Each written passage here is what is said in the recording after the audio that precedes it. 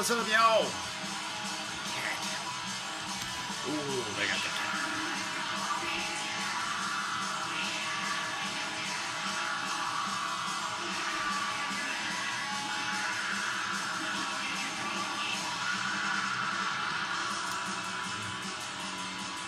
How's that coffee and cigarette doing? Good, good. Wow, we're listening to, this is Abigail on the Abigail Necrofilth Split. Fucking hell's evil bitches. Yeah. There's those guys. That's a Necrofilth. There's a Abigail there. Crazy Japanese death rock. Something. I don't know, man. It's cool.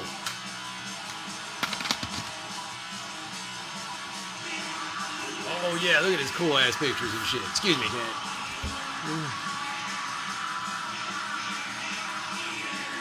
Yeah, this shit's legit, man. And just words, and there's that dude. That's a cool pic, for real. And then there's that Necro. That's a cool logo, though. With the barbed wire and shit. That's fucking awesome. Artist renditions of themselves, I guess.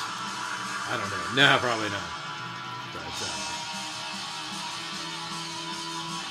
But that's just cool.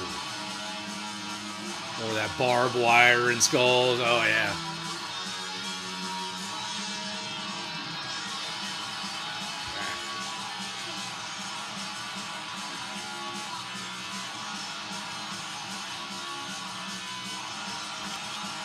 Fucking hell's evil bitches.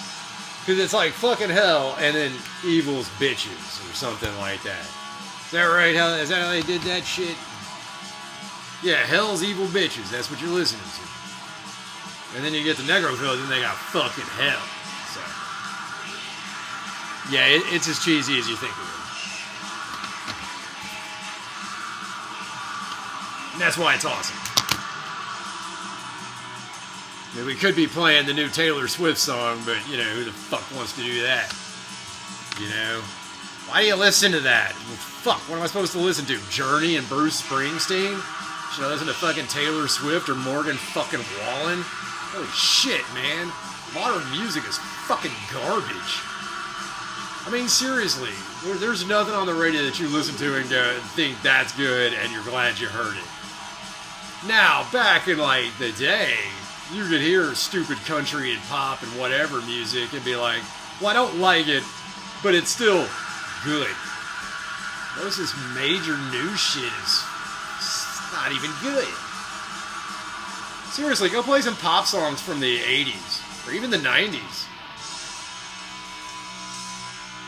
Pre-Spice Girls. Spice Girls was, oh boy, that shouldn't have been done. I think that opened up a door. Spice Girls, and then that opened up a door that we did not shut. Should have shut the door so fucking hard on that project. Well, they didn't consult me. I wasn't there for that meeting. I probably would have been escorted out of the building if they're like, what do you think about this? I'm like, no, and maybe we should kill all of you, if not fire you all. You know. Money and what people will fucking put up with for money. That is where they say money is the root of all evil. And then you hear the love of money is the real sin. No, I will tell you what the real sin is. It's what you will fucking tolerate. That's the real sin. What people will tolerate. I'm sick. You know, I'm all for being tolerant of ideas, you know, and people's human fucking rights. But there are ideas that should not, and actions that should never be tolerated. And we put up with it because of money. And here's the thing, we aren't bribed with money, and the money's yours, by the way. It's your tax dollars they're bribing you with. But now they don't bribe you with the money. They now coerce you into and threaten you into taking it away from you or ceasing your income stream. How about I take away, how about you get fired? How about you get doxxed? How about you get something like that? and you just can't earn the money now, and now you're fucked. Man, that's what you will tolerate. That is the biggest sin. If every other person just went out in the street and just started throwing rocks, you'd see change tomorrow. If every other person, if half of you got up, you'd see change tomorrow. Only problem is we don't know what we're changing from what to what. That's what we can't agree on. And we're kept fighting each other and fighting on our own ideas to eliminate the people that are cohesively fucking us. Abigail Necrofilth. Oh yeah.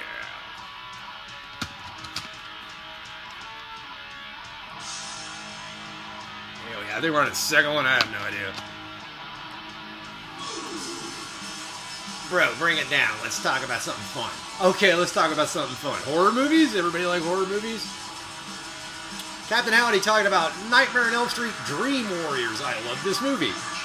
I'm gonna give you that because like that sequel was the only sequel that was like worthy to be like mentioned. I like Friday the 13th and I like Nightmare on Elm Street, but both their second ones were like less good. Friday the 13th 2, I said that half that was like used footage from the first movie. While Nightmare on Elm Street didn't do that, it just felt like more of the same. It's like, do you want to see that again? We'll do it again. And then I don't remember Nightmare on Elm Street 3. Off the top of my head. I don't recall watching it.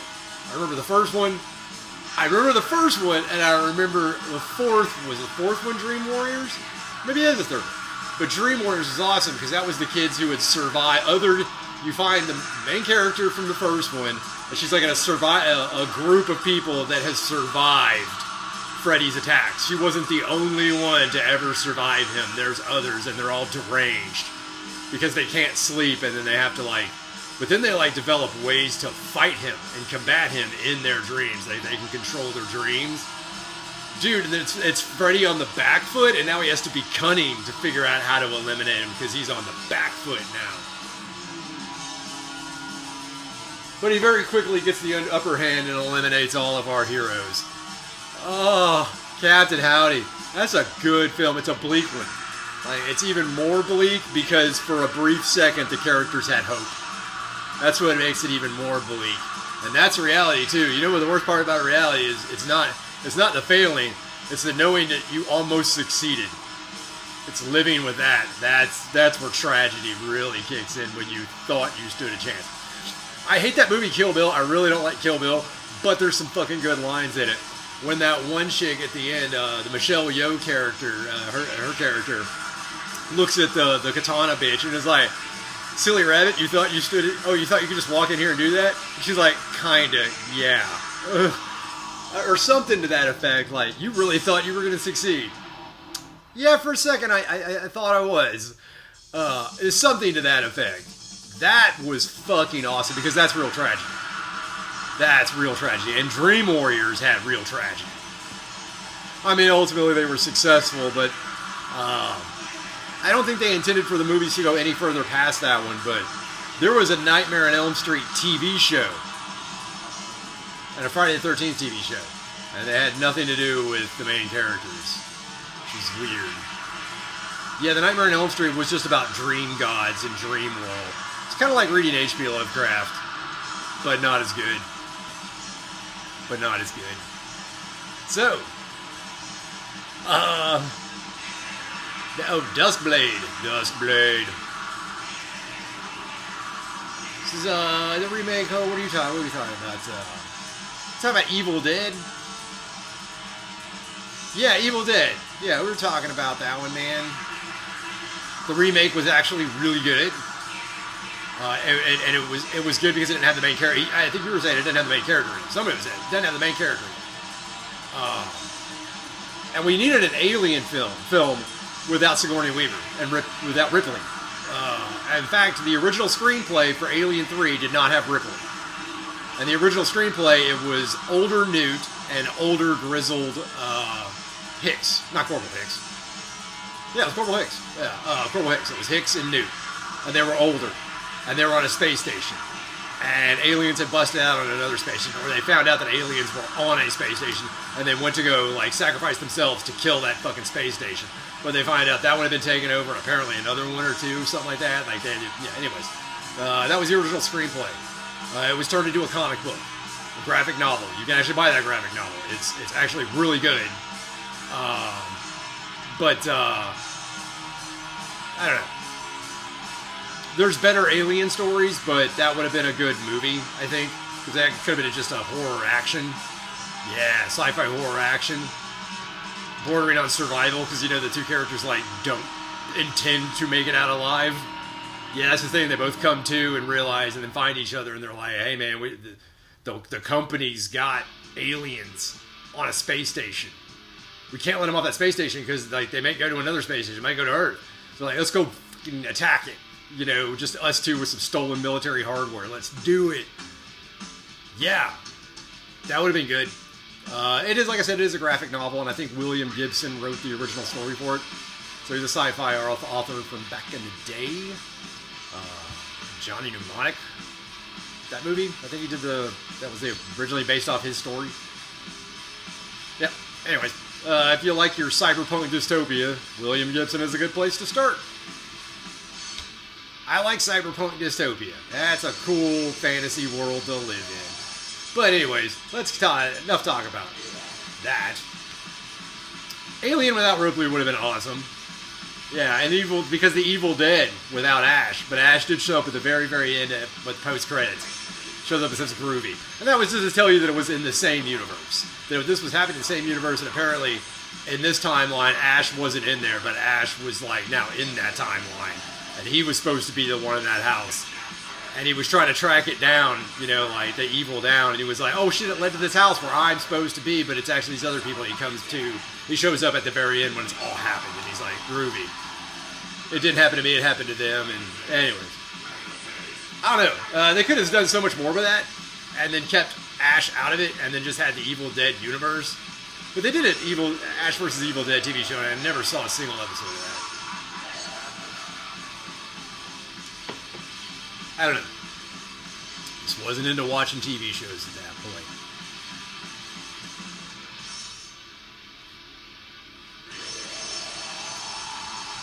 Yeah. Abigail Necrophil. So I got a comment from somebody. I don't recognize. Villain. Oh, it's Villain. Yeah, no, fuck. We gotta talk about Villain. Shit. The Villain is always in the comments. Talk about it. He's got to live near a train track town. Live near the trains.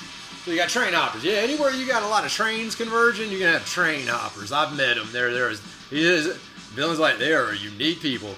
He hasn't seen a panhandle. They usually get food from Dollar General past. Yeah.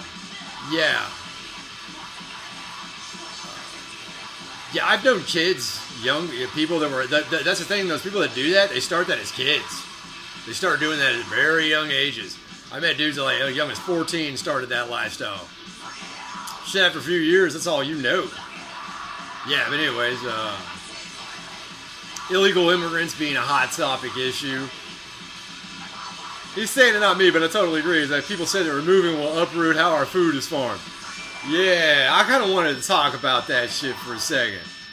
But then many of these same people are upset about the homeless situation. Oh, you're saying like maybe we could have the homeless be migrant laborers? The homeless in this country used to be migrant laborers.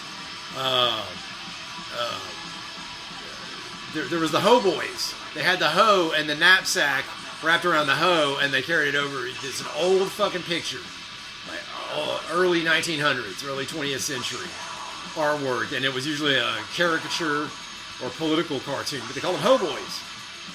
And I think you got po' boy from ho boy, and po' boy's a sandwich now. But it was, for the po' boys, it was just bread and meat. Yeah, there you go.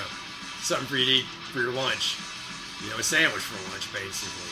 That's what they gave them, and they had that hoe, and all their belongings fit in that knapsack, and they would hoe the land and get a wage from you, and they'd move on. But the thing was, they learned to stay, like certain farms need labor at certain times, and they would cycle themselves in and out. So you had a constant influx of these homeless dudes who would happily do that for a wage.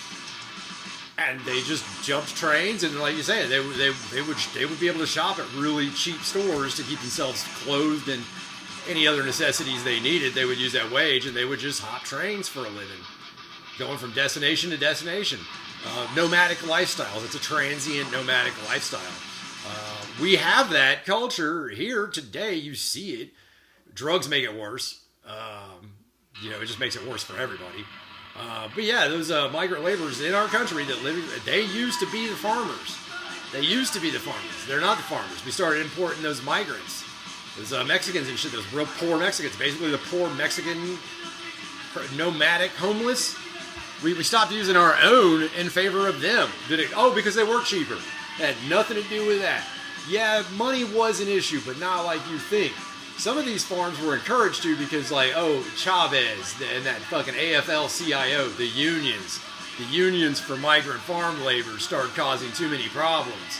And all of a sudden, the farmers went to the migrants in favor of a union worker because the unions were causing too many problems for the farmers.